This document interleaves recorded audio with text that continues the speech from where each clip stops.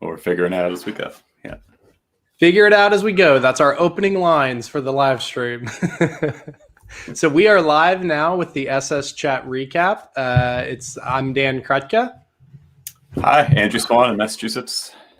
And we've got, I think our other people are on the way. This is our first time doing this, so we'll kind of hang tight. I'll kind of talk about the point of this as we make our way in. There's Chris. And I think we're still waiting. Do you want to say hi, Chris? Unmute.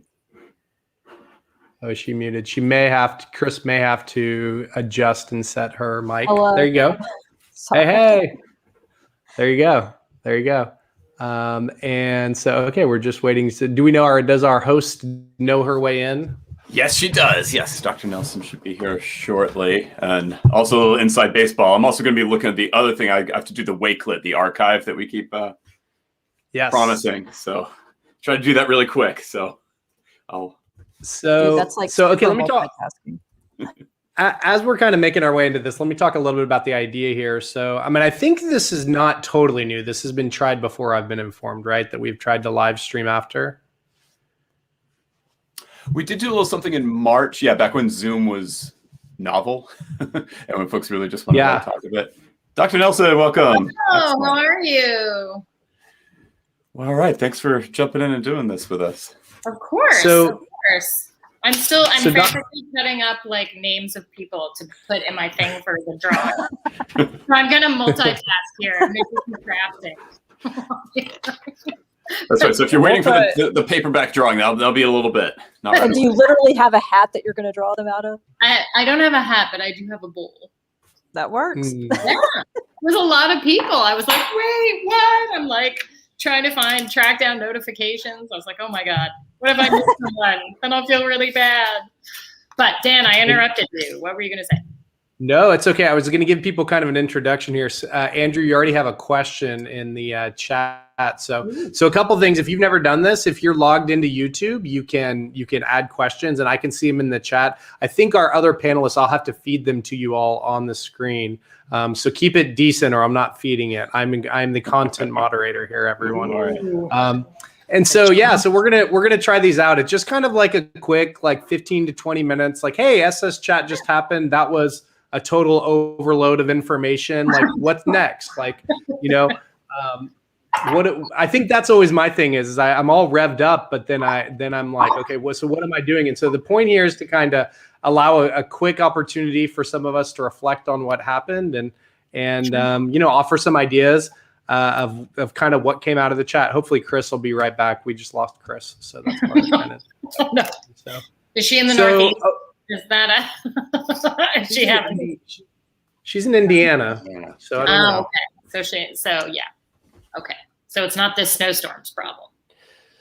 Yeah, no, I feel bad because I'm in Texas and I'm excited for tomorrow because it's like sit outdoors and work weather. So chilly. It's been so cold. So cold. Yeah, we're up to about 5 or 6 inches now, Scott. Yeah. So you can live vicariously through. With about that much more coming. So it's a nice snow though. It's very until it got dark. I was watching it. It's very relaxing. It's like one of those very chill snowfalls. So yeah. So Dr. Nelson, how about what we do is once Chris gets back in, we can all make sure. Well, we can do quick introductions, and then do you want to kind of just tell us about your questions you asked tonight and what your hopes were for the chat? And so people, if anyone's watching this that actually didn't participate in the chat, they'll have kind of an idea. So how about we go, I'll do a quick introduction, then Andrew, and then we'll just go to you and let you have the floor. Oh, and Chris will jump in too because she is back. So for anyone that doesn't know me, I'm Dan Krutka. 72 in LA today. I miss LA. Scott Petrie. This is called a bragging comment right there in the YouTube comments. I'm Dan Krutka. I'm at the University of North Texas. I've been with SS Chat since 2012. I've been somewhat emeritus in the fact that Andrew and Chris and Mary Owen and Jessica have really been, and Michael have really taken the lead on so many things, but I needed something to get me excited. And so I said, live stream, that's it. And so people are playing along. So I appreciate it. And it's good to see everybody. Andrew, you want to do a quick introduction? Yeah, hi. Multitasking, also running the archive that I'll have up there pretty soon. I teach 8th grade civics in Newton, Massachusetts, a little bit down the road from you, Megan. Mm-hmm.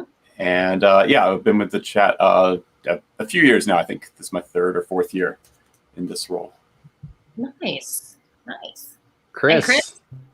I'm Chris Hitchcock. I am a social studies teacher for a private online high school that is affiliated with Indiana University in Bloomington, Indiana. And I've been with SS Chat, I think, for 5 years now. I don't know. It's hard to remember. What is time? It's a flat circle right now. Yeah, we don't know what it is anymore. It's so true. It's so true. Well, thanks for having me. This is like my first experience with SS Chat. So that was like, I DM'd Andrew in the middle and I was like, oh my God, this is going so fast.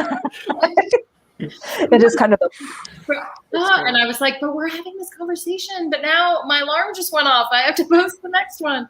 But yeah, so I actually was a high school teacher back in the day, in the mid-90s, before email, really, which is very exciting. And I was an English teacher. So I know. That's the life of an interdisciplinary scholar. So I have very fond memories of my 2 years of teaching high school. I taught 9th, 10th, and 11th grade. And then also some very vivid memories seared into my brain, trying to handle the teenagers when not at all trained to do so.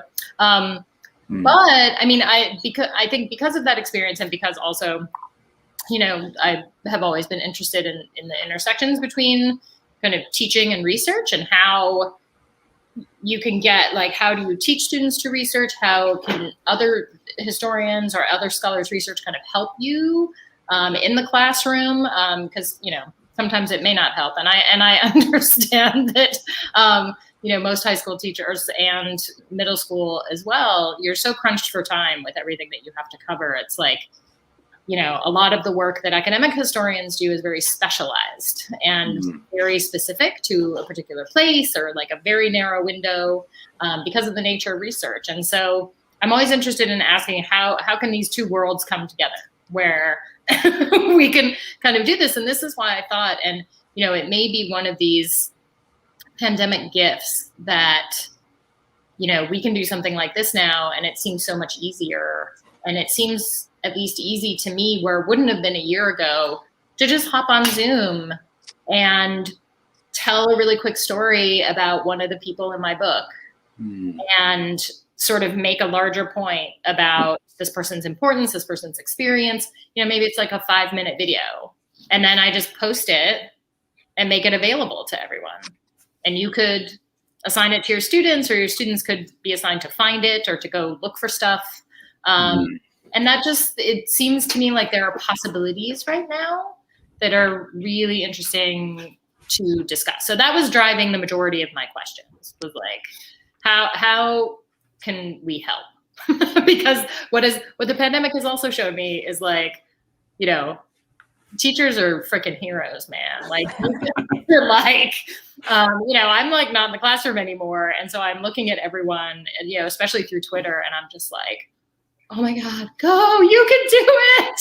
You can do it. You're the best. I'm so sorry. Like, you're awesome. Like, so that has been, driving this interest and was kind of informing the questions that I was asking folks tonight.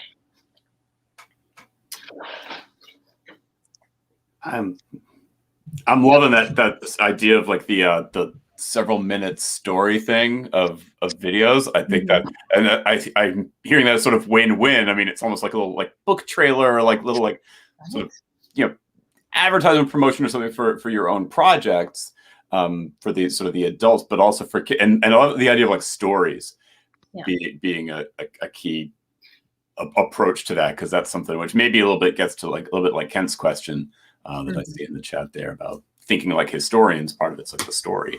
It's not all of it, but an important part.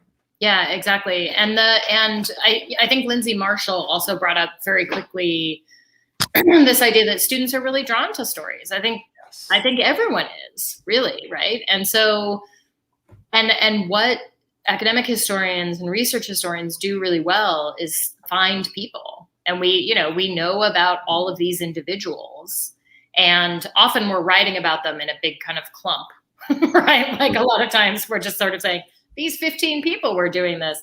But once you kind of take their story out, and if you can just tell it really quickly and why the person is important, I think that is just a real draw for, maybe students at every level. I think so. To have that. Yeah, I think that's one of the things that we see. I've heard of people. I mean, I don't in my setting now, but if I get back into like a more synchronous type of learning environment, using picture books, even in the high school setting, because it allows you to get into a story, but it also helps students develop those skills with source analysis, not the words, but also images, and like, why was the decision made to use this kind of image to illustrate this part of the story? And so it really gets them thinking on a lot of different levels, but it hooks them with that story and with the images. And I just think that, a video that really gets at a short video that really gets at like a story, and, maybe even if it like has a cliffhanger at the end or something, and they're like, oh my gosh, what happens now? It's like, okay, that's what we're going to learn next. Yeah. Okay. Do you guys teach a lot with images? Because that's something we didn't really talk about a lot. We were talking about digitized sources. People were posting some great links to collections. How do students handle those, and how do they like those? I do activities where I start with pictures, right? Depending on the picture and how much context is needed, right? Like some pictures need lots of context, but like I'll do one often of our town square like 100 years ago, right? And like, because people are very familiar with it. So it's a great one. I work with a lot of future elementary teachers. And so we talk about how there's so many things you can bring out of a picture of like our town square, looking at changes of transportation, just which buildings are there and not, and why, and right. So there's a lot of like kind of, what do you see? What do you wonder? Those kinds of questions, and what do you want to know more about? And so those can be really good activities for thinking about the past, especially with real young kids, and for bilingual learners too. Pictures can be like a great starting point for a lot of discussions. So I was two things real quick, Dr. Nelson. One, I want to give you a chance to just promo your book before we get too far into this. Is that okay? Can we? I think we should. So let me just pull a copy with me, like anywhere. Well, so here I've got it pulled up. I've got your website pulled up here, and you can see so this is your website, which I can actually add the website link into our chat here. Do you want to just tell us a little bit about the book that just came out? Yeah. So thank you. So it came out almost a year ago, February 11th, 2020, just a few weeks before everything went to hell. It tells the story of the Civil War in the desert Southwest, which is not a theater of the war that anyone usually talks about. And it probably doesn't make any of the big surveys or anything. And there are many reasons why it has been sort of erased from the Civil War narrative in academic history and in popular history. But so I'm kind of seeking to tell that story. And it's a story that involved, as the title says, it was a three-cornered war. It involved Union troops, Confederate troops, and Native peoples. And among the Union troops, there were not only Anglo troops, but also Hispano-New Mexican troops. So this is a very diverse field of battle. And it's a really interesting story of how the West was really a central concern for Northerners and Southerners, and then of course Westerners also. And so that the war was not just about the North and the South. It was of course about emancipation and about the question of whether slavery would continue in the United States. But it was also about what was going to be the nature of the West, who was going to control it, and how would it become part of the future of the nation? So it tells the story of the war through 9 different people. So as I've been giving book talks, I've actually really been convinced about the power of those individual stories to tell us really interesting things about moments in American history, because you really get to kind of dig deep into someone's personal life. And then you also get to learn, I mean, there are some really bad people in this book. The first chapter is about John Baylor, who's from Texas. And he's the worst. Like, he is literally the worst. But he also writes poetry to his wife, and he does these things. And I think it helps people to realize, I think we think of people in the past, and I think maybe students get trapped into this a little bit. You think of them as very two-dimensional, and you think of them as, one way or another, and not really having any kind of three-dimensional life or emotions like rage and despair and depression. But I think this approach really does help them understand that people living in the past were like us in all of their complexities and their achievements and their failures and all of that. So that is a little bit kind of about its topic and its approach. Very cool. And we've got, if you can see, we've got the website right here on the bottom, megakatenelson.com. And then you can go to the different books that you have, right? So that's very cool. You should feel very accomplished. I think when the book comes out, you should get to take like 2 years off and just celebrate. So. I know. I wish that I could have, but I'm about to finish the next book.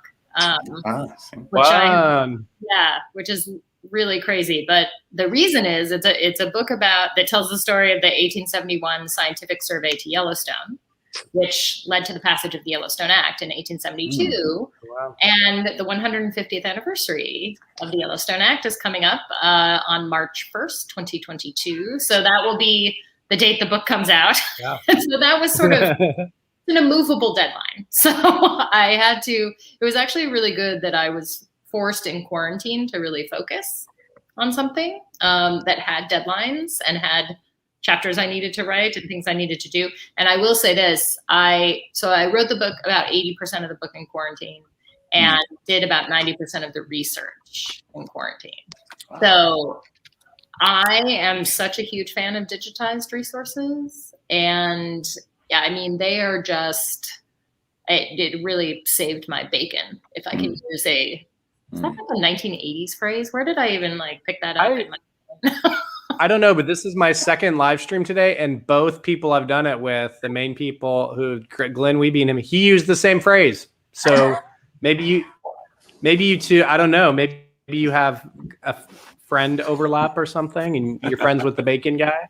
Bacon is in the air. The waft of bacon is in the air. So I think there's a couple things we can do. First, we do have some questions, which I'd love to answer people's questions because I know everyone won't be able to stay forever. And then maybe what we could do to give us a chance to think about what were kind of some of our takeaways from the chat and implications for our own practice, right? Like what we want to do in the future. And so we can start with some of our questions, and I'm just going to go in order that we got them. So we have a comment here from Kent Willman. And if you can't see it, I can read it. He's going to throw us out a question he posed during the chat. What is the difference between teaching kids to think like a historian and using history like a citizen? I have lots of thoughts about this as a social studies education professor. What does a historian say? Man, that's a really great question. I think I need more time to think about, actually. I mean, I think one thing that brings them to, I'm going to do the most annoying thing ever, which is to answer the question by contradicting the question, which is that I think the commonality between teaching kids to think like a historian and using history like a citizen is analytical thinking. That you take a moment from the past and you think, why was this significant? What did it lead to? And how can I understand all of its different elements of complexity? When I was teaching, I always gave the students a mnemonic to think about, like if you're looking at one specific moment or a person and you're trying to think about their importance, I would give them Persia. So it was like their political importance. Sure. Yeah. All of that. And then we expanded it sort of outward. And I think that kind of exercise, if you start to think then as a citizen of this country and thinking, how am I going to think about what's happening kind of right now in politics? Like, what are its religious elements? What are its economic elements? Why has this moment kind of come to be? So I think that kind of analytical thinking is what brings those two together. And this is why I think, K through 12 teaching is so significant, especially in the history field, that skill that teachers are kind of leading students toward that skill and honing that skill year after year after year, which is just so essential. But now I want to know what you guys think. Andrew, Chris, what do y'all think? I mean, I found that a very persuasive argument. Because now I've switched to civics, so I don't do so much of like the thinking like the historian, but that was the corroborating and contextualizing, and these are just good things, yes, for citizens to do anyway. But using history, I thought that was like an interesting part of the question Kent put in there, because it also should, like, there are other things to use as well, right? Besides like just the historical vein, which is why it's the social studies, using like having some psychological, some economic understanding. Like again, history is somewhat everything, but history just being like one tool, perhaps as a citizen. So that's a darn good question. Yeah, I think that's one of the things that my husband and I have talked about over the last several months, is the importance of people not to just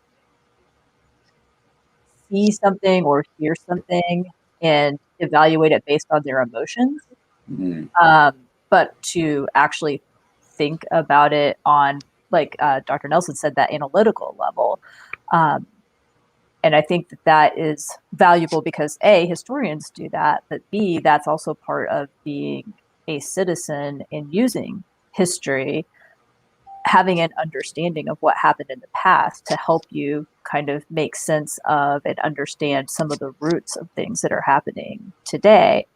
But it does require that thinking and not just, glomming onto something because it makes you feel good. And I can't remember who said that in a recent op-ed, or somewhere, where it's basically like, if all the history, the stuff that you think is history that you're reading makes you feel good, you're probably not really reading or studying history.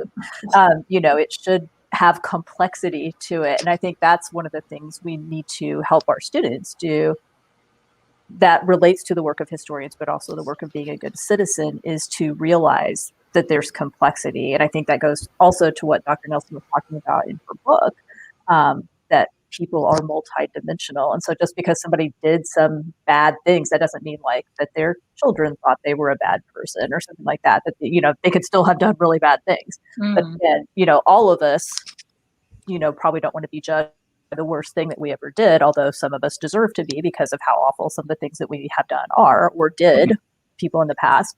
But it's that kind of wrestling with complexity and actually thinking critically about things, I think, is just really important. And that's a big part of what I feel like, my job as a social studies teacher is. I thought you were going to, I thought Chris was going to say, if you think history's, just a bunch of good things, you haven't met John Baylor yet, right? Is that his name? Did I get his name right? John Baylor? Is that okay? Yes, exactly. Well, and that's why I was asking questions about op-eds, because that strikes me as those are really digestible pieces, and they are written, for a general audience, which means that they are, they're not overly technical. They're not, speaking to other academic historians necessarily. They're kind of giving a really good kind of bite-sized example of how you take a current moment and you assess it analytically and historicize it and give a lot of good context for understanding why this is happening, instead of just saying, well, history repeats itself, or these other kinds of things. And they're, you don't have to read a 25-page article, right? I think that's really good.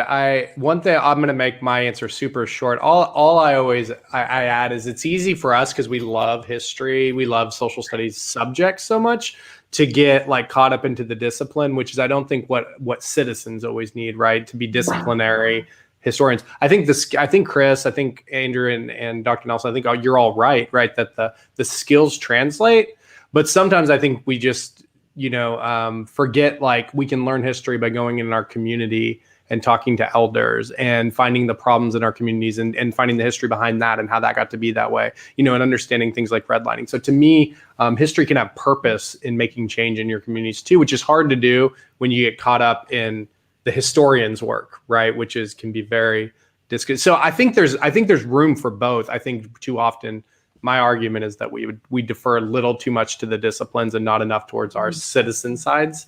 But so we've got a lot of questions and we all answered for this one. We may have to go a little bit quicker here. We're going to be here do you all have through the night? I mean, Andrew, you're snowed in, so you have nothing to do. I have nothing to do tomorrow. That's right. I do. No, but I have to have dinner. Yeah. I haven't had dinner either. So let's go. Dr. Nelson, we're going to do rapid fire questions and let you answer some of these a little quicker because I'd love to answer some of these questions. And you can pass it off if you don't want to answer one to our illustrious panel of the three of us on the side of the screen. So here's the questions we have. So here's one from Scott Petrie, longtime SS Chat participant. Can college profs tell who took AP in high school? Does the AP program really produce curious history students? What skills should high school teachers emphasize? I feel like there's a lot of depth behind that about what AP is. Both on both sides, right? It's a rigorous, but also sometimes like potentially too rigorous in some cases, right? So focused. Yeah, I mean, I've been out of the professorial game for a little while now, but it's almost a chicken and an egg question, right? Because I think the kids who are intellectually curious are going to end up in AP US, right? And the kids, I mean, what I could tell, what was interesting to me is trying to figure out where they got their writing skills. So that this is kind of one of those things that, because I taught at a variety of institutions at Texas Tech, at Cal State Fullerton, at Harvard, at Brown. And there was always a range, and there were really excellent writers, kids who were just kind of natural writers. But then they had some problems too sometimes because I think they were so good that their high school teachers were just like, oh, thank God, like just A for you, like, go on. And it maybe didn't push them as hard because they were so good. And so they had a lot of like interesting, they would have just really good with words, but not great at organization or like, there were some other kinds of interesting things. But I mean, I think writing was really the thing that I noticed most in terms of student preparation. I found that they came in with, I don't think that I could ever tell like if they were A-push students, but most of the students I had there, again, there would be a group kind of clustered at the top who had more skills, and they probably did. But yeah, whether that was chicken or egg, I don't know. But again, another long answer. I'm sorry. Rapid fire. Next question. Someone mentioned the changing narratives of the Civil War over time, which I found Carly found fascinating. Sorry. As a Canadian observing from afar, changing narratives is something I'd like to bring in my classes more. What can you say about change? And I'm guessing this is changing historical narratives, right? So the historiography, I think, is what we're talking about here. Yeah. I mean, that's historiography. I mean, again, this may be one of those things, that you were talking about, that's very field specific. Like, it's very interesting to history nerds, right? To be like, people thought this way about the Civil War at one point, and then they started changing their minds. I always taught, the way that I approached it when I was teaching is that it was always actually a later thing in the 70s and 80s when we would talk about multiculturalism. And like, this is when we got ethnic studies departments. This is when, people started studying African-American history more like deeply and seriously, and bringing new narratives into the story. And so I would use that moment of talking about 1970s and 80s history, which is a legacy of all the social movements of the 50s and 60s, right? And so this is how it's changing. And so I would always say, like, that department, when was it founded? And they'd have to look it up, and they'd be like, oh my God, like 1972, you know, like they like, and that gives them a little bit of a sense of how things change, that people don't think the same way about history all the time. I think one way that Carly could potentially bring that into her classes, maybe look at something like Confederate monuments, where you look at the dedication ceremony, then you look at, you know, a kind of first wave of trying to get rid of them, you know, in the kind of 1960s, 70s. Then you look at right after Charlottesville, and then you look at today and the map of all of the Confederate monuments disappearing.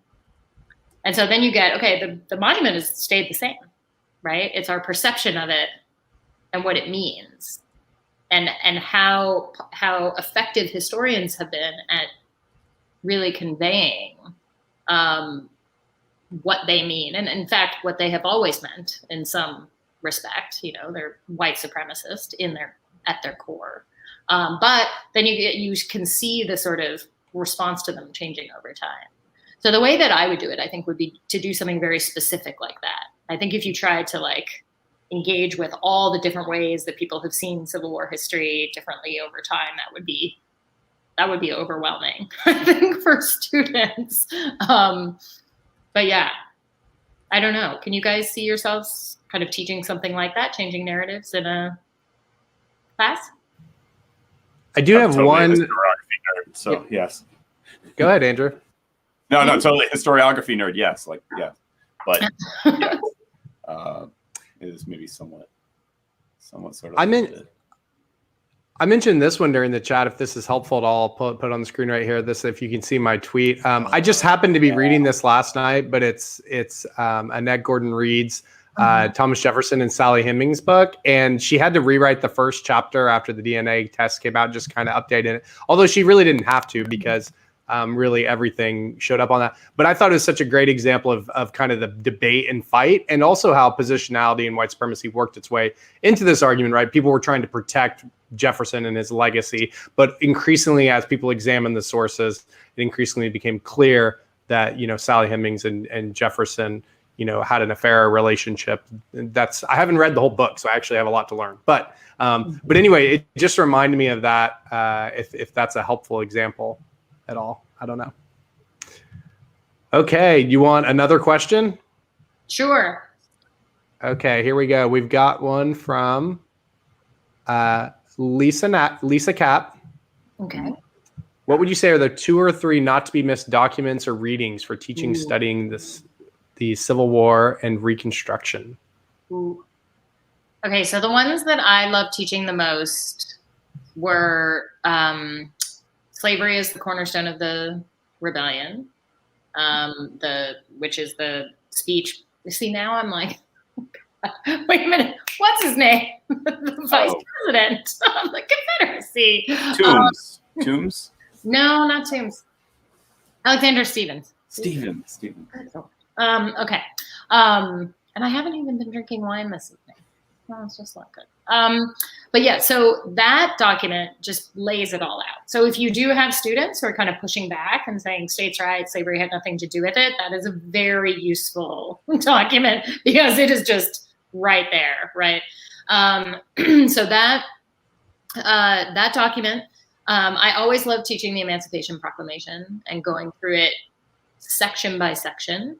Not only because it's an extremely important document in the war, but also because it has limitations. And they get to see where enslaved people were not emancipated, and where they were, and why they were, and all the different things that document does, I think are really, really fascinating. And then I also think that the group of photographs that Alexander Gardner took at Antietam, they're very shocking to students, because they are they're pictures of dead people, and they are on the field of battle. And they were shocking to Civil War Americans to know what the cost of the war was. And I think for students, especially now, given the prevalence of visual images in their own lives, those are really good documents to analyze. And you'll give them a couple, like the one that's on the screen on the very far right, which is the bodies lined up for burial. I've taught that image many times because I'm like, what's going on in this picture? Like, what has created the line in this picture? And so we're like, oh, they're dragging bodies. And I'm like, well, why is this one on the end pointed in the other direction?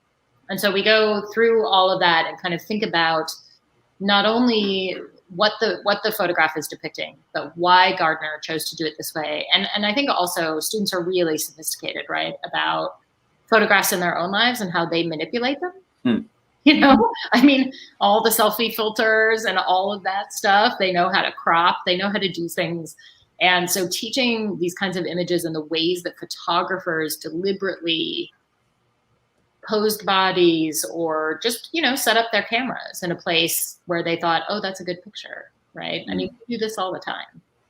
And so I think it's actually a really good way to access the wartime experience. And not all of Gardner's photos are of dead bodies. He's got other photographs as well. But there's such a good archive of Civil War photography, and it's beautifully digitally reproduced, and you can really hone in and look at the details, and they're just really fantastic. So those would be my three, not to be. And I did share that link in the chat if anyone wants to see those photos specifically. So awesome. I did not share the Wikipedia links for the other two sites. You can find those by searching their terms. It's the first result usually. Yeah. Okay, we've got a couple other questions here if we're still game for that. Let's see. Trying to make sure I'm getting a new one.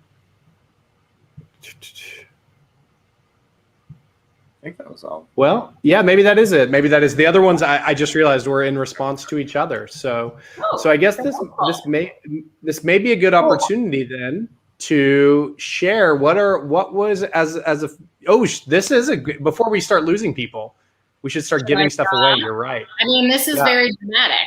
I feel like this is in the build up. This is a live stream moment. And the interesting thing will be, can I read my own handwriting? Is really question. So what I will say, so I'm giving away 3 paperbacks of the Three Cornered War, and the paperback is out on February 10th. Almost a year to the date of its initial publication. So I will sign it either to you or to whoever you want to give it to as a gift. So just and I'll tweet this too. And so just DM me with your mailing address. All right. I feel like we need some sort of drum roll. Do we have any effects? Yeah. You got some sound effects on this rig here, Dan? Oh man, I haven't got to that part yet. For future live streams. All right. The first one will go to Anne Cross. Ah, very good. Okay. I could read my own handwriting. Yeah. This is a good sign. Here, how do you spell Anne's name? I can make a banner and put it across the screen. That'll be very exciting. ANNECROSS.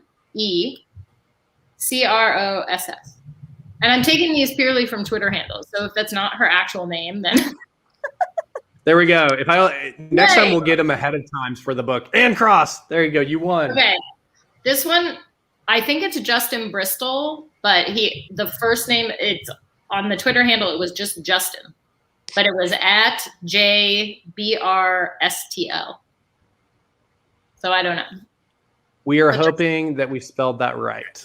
Justin. All right. And the third and final paperback. This is so exciting. This is the most drama I have had in quite some time. Cheryl Jindeel. Cheryl. You know Cheryl? Yes. Oh, excellent. Quite a few times, definitely. Okay, so CHERYL and then last name JINDEEL. JINDE. Justin and Cheryl. Cool.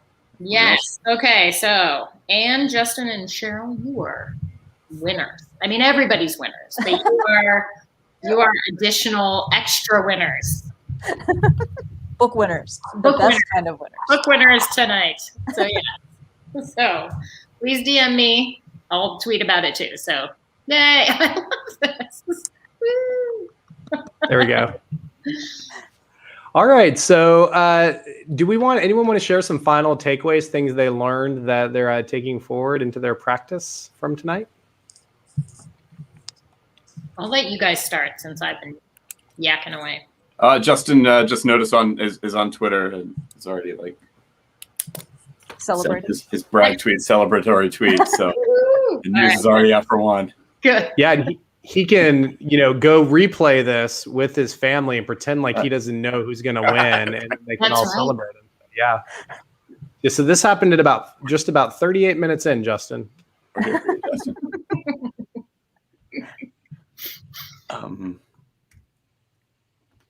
Yeah, takeaway. I mean, it gets a little tricky because, like, again, it makes me wish I was back teaching history again. But our curriculum changed, so now I'm in civics. But again, I mean, I was just interested. Also, just noticing a bit more than usual. I guess this time I was noticing how far across the country we had someone from Alaska jumping in as well, and I was riffing with one person who's in Colorado about just a little bit of the difference of teaching about the West when you're in the West. Right. And teaching about the revolution when the battle road is right there, and kids walk by with the Boston Massacre site all the time in Boston and so on. And so that's just one thing. It's the importance of place. I've described to students what it's like the sort of relative desolation of desert, and I still don't know that they can really imagine it. They've never seen many of them have never quite seen the stars at night. That's not an exaggeration. So that's one little takeaway that I had is just, again, the breadth of the space of where folks come to this and what their sense of place for their students as well. I'll add to that. There was a tweet about, that their town advertises and sells themselves on this place in the West. Is that is that the same one you're talking about, or is that different? No, it was, I think, and I thought that's really interesting because now you really are intertwining this kind of larger story meta narrative with your own town and the way people perceive themselves. And so I think, and I'll share this because I added this in, but I've totally got this from other people, right? I think from indigenous scholars in particular, talking about just the very term, the West, right? Thinking of, is it when you talk about westward movement, you can talk about, is it westward expansion or eastward invasion, right? And so that depends on if you and your indigenous nations already lived in that space. It can look very different. So that's interesting to think of how different perspective where the students are today, historically, who we're talking about, right? A lot of times the narratives are very Eurocentric, right? Euro-American centric. So anyway, that was one thing I was thinking about. And there were several other. I'm trying to find some of the other really good posts on the same topic. Chris, did you have some other takeaways, Dr. Nelson?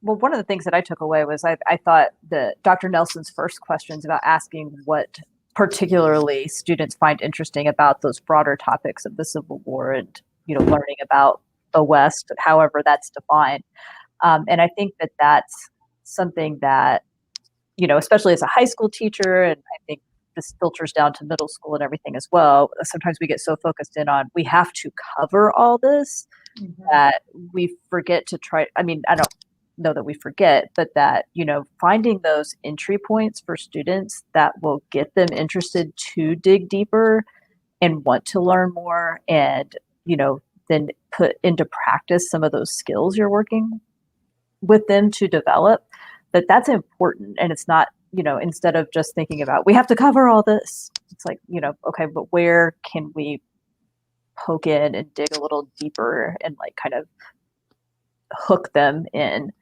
hook the students into things that are going to kind of naturally perhaps be of particular interest to them. Yeah, I mean, I think that it was fascinating for me to kind of see everyone, again, as Andrew was saying, chiming in from all over the country, and how much of teaching is place-based. If you're in the classroom, can you go on a field trip somewhere? Can you go look at a Confederate monument? Can you go somewhere and do something, or bring in kind of local geography And right now, since we're all just totally atomized and in our houses, like in apartments, and like, you know, I mean, I know that some teachers are still in the classroom, but they're, you know, they have experience being outside of it and trying to do all of this online. It really kind of, again, it's awful in some ways, but then it opens up all these other opportunities. Like, how can we access all of these people, you know? And I don't know, Andrew, was it you who said I want historians to like zoom into my class now? Is that what you're saying? You're like, come visit. And absolutely. Like, and that's what this has made possible, which otherwise, if you're just kind of looking locally for someone to come in and be there in person, I think it's a much harder thing to do. But now there's more ease with it. There's more availability. And so, you know, just from my perspective, now I'm just thinking a lot about like, how can I create or help to create resources that teachers just can use really easily, either for their own use, for just reading about things that they can then teach, or sending students to go and access it and use it for projects or using it for writing. And I really do think that they do get, it seemed like from what people were saying, they do get excited about looking at the actual materials and thinking about these people as actual people, because then they understand them. They're not just these kind of big floating heads or abstract ideas kind of out there, you know, and they've never been to Gettysburg. So why do they care what Devil's Den looks like?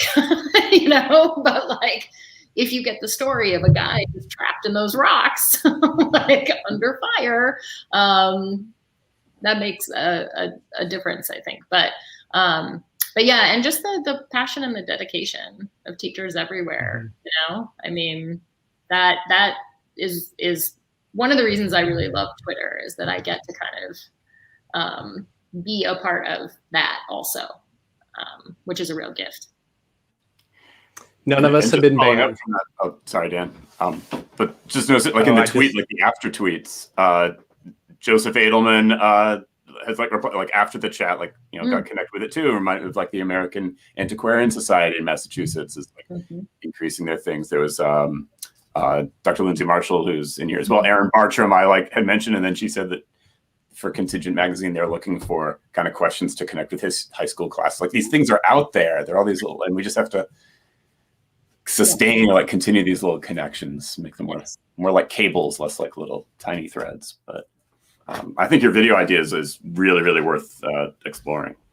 Yeah, I mean, I'd be totally down with that. I would, you know, be happy to just make little bite-sized pieces on various individuals. And I think a lot of historians would be interested in that. You know, I mean, it doesn't take a lot and we all have the tech now. So we're just like, okay. And you know what else is like, also even like a little story of like your research, either like the whole story, like one, or like one that aha moment in the archives, or digitized or not, because our students think that these books just appear. Right. That, like, you just read enough and then you just suddenly sit down, you write some stuff down, you get it published, and not all the work that goes into it. Right. Well, they probably don't think that historians are real people anyway, right? No, they don't. They think the teachers live at school too, so like. Yeah. Always super shocked. It's also important for them to see that, you know, they see when people see the final book version, it looks so impossible, right? Like to do something like that, and for them to understand that it's very messy along the way, and it also takes years of like, you know, growing your writing skills and getting better. So, I thought one really popular tweet you had, I just thought I'd point back out, is your blog post of how historians have contextualized what happened on January 6th. And so I thought that was a really important one too, because we it's great to see not just political commentators, right, who are in the media, but historians who have a long view on some of these things to think about this. And so that was a great post. That roundup has more than 50 op-eds. Like, and those are the ones that are like historians doing sustained historical analysis on just the insurrection. I decided to just focus it on just that day and the events of that day, because the other stuff was just getting to be too much. And so I handed off the political aftermath to Lindsay Travinsky, who has a roundup on her site too. And I think she's up over 20. So, historians are doing this work. They are writing these pieces and publishing these pieces in all different kinds of formats, for the New York Times and the Atlantic, but also in blog posts and newsletters and all kinds of other formats. And they're all super accessible and very readable and really, really important. Well, thank you so much, and we know that you have to eat dinner. This was our first time trying this, so we really thank you so much. This was really cool. So we will be back next week. Do we want to do a quick shout out for what we have for next week's chat? Yeah. We're looking. Kenneth C. Davis is going to be host. I think he was in and out of the chat today. So sort of kind of extending this, looking at sort of the politicization of the teaching of history, which is kind of his wheelhouse too. Well, now he feels some pressure to have book giveaways in dramatic moments. So I love that. He saw that. Bar. I love it. I'm glad that I set the bar. That's right. Up in the game here. If Kenneth joins us next week, we want to know who your Ann, Justin, and Cheryl's are going to be. We want free books going out. So, well, everybody, thanks for joining in the SS Chat recap. We will be back next week after. And Dr. Nelson, thank you for all your time, and Chris and Andrew and the rest of the SS Chat team for putting everything together. Yes, and Andrew, thank you for all your help. When I was like, "What's happening? What am I doing?" Now you're a pro already, though. That's right. That's right. All right. Thanks, you guys. Have a good night. All right, everyone, have a good night. Okay. Bye.